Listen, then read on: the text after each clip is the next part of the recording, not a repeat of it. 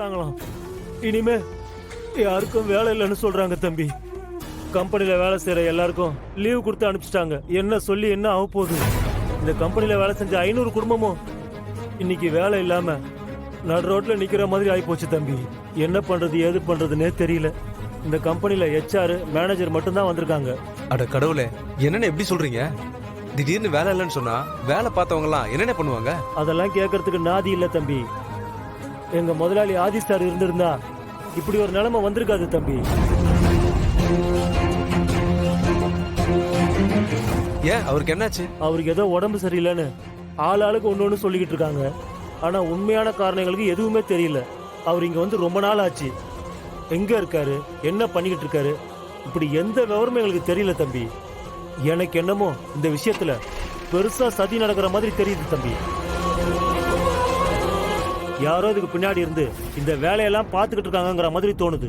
ஏன்னா நீங்க சொல்றத பார்த்தா இந்த கம்பெனியோட முதலாளி நல்ல மனுஷனா இருப்பார் போல இருக்கே. சொன்னாலும் சொல்லலனாலும் அதான் தம்பி உண்மை. தங்கமான மனுஷன் தம்பி.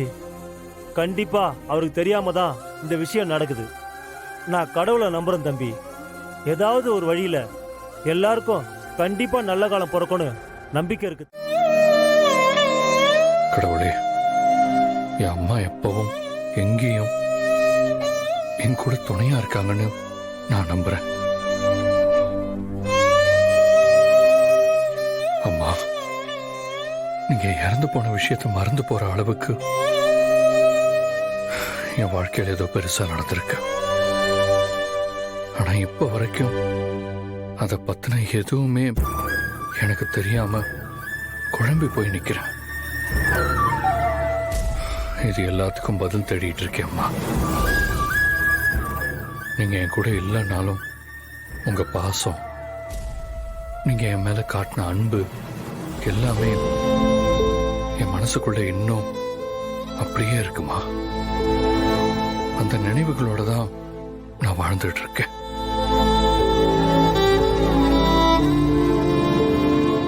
நீங்க எப்பவுமே என் கூட துணையா இருக்கணும்.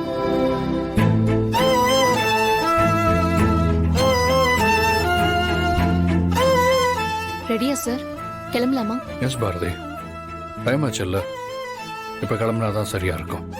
சரிங்க சார்.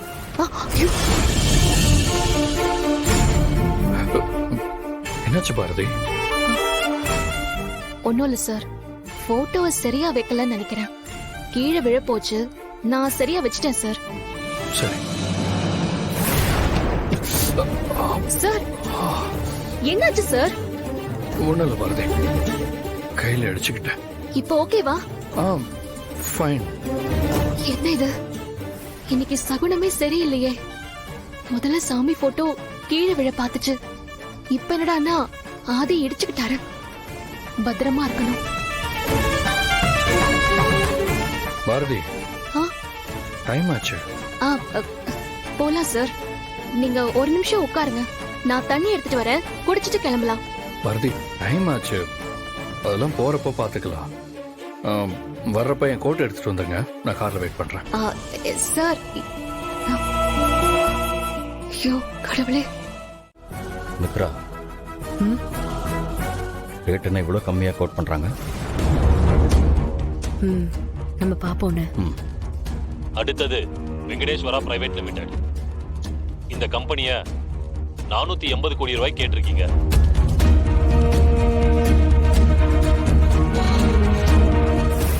பாரதி, நீங்க சொன்ன ரோடு மறுபடியும் வேற எங்கேயோ போற மாதிரி இருக்கு.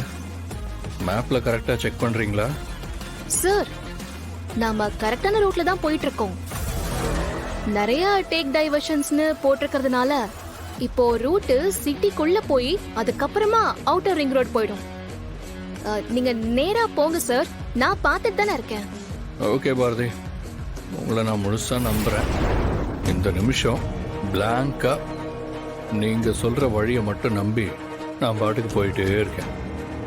என்ன நடக்குது, எங்க போய் சேர்றோன்னு போற கடைசியில பார்ப்போம்.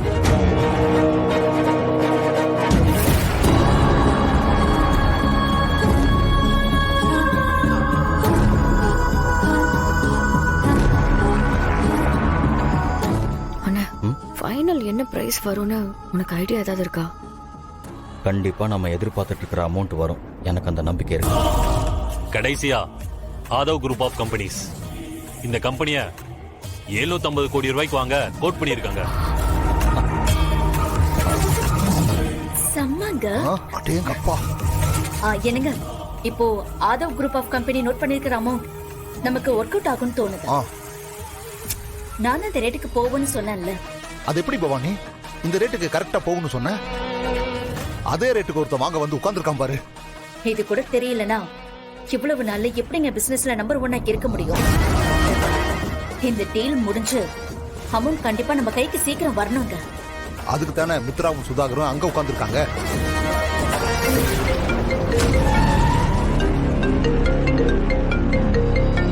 பாரதி ஒரு நிமிஷம் ஃபோன் பேசிட்டு வந்துடுறேன்.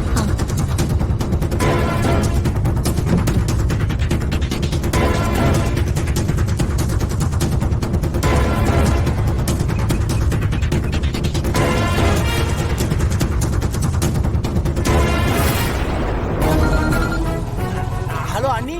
தவக்கல எங்க இருக்கீங்க? இல்ல நீ கிளம்பிட்டோம், ரூட் மாதிரி போயிட்டோம். ஐயோ, என்ன பண்றது இப்போ? அப்போ நீங்க இன்னுமே அங்க வந்து சேரலையா? நாங்க கொஞ்ச நேரத்துல அங்க போயிடுவோம். அதுக்குள்ள நீங்க அங்க வந்து சேர்ந்தாகணும். ஆதி சார் கம்பெனி முன்னாடி காரை பஞ்சர் பண்ணி நிறுத்தி ஆகணும்ல. இல்லன்னா அவ்வளவுதான். ஏய் மித்ரா, என்னாச்சுன்னா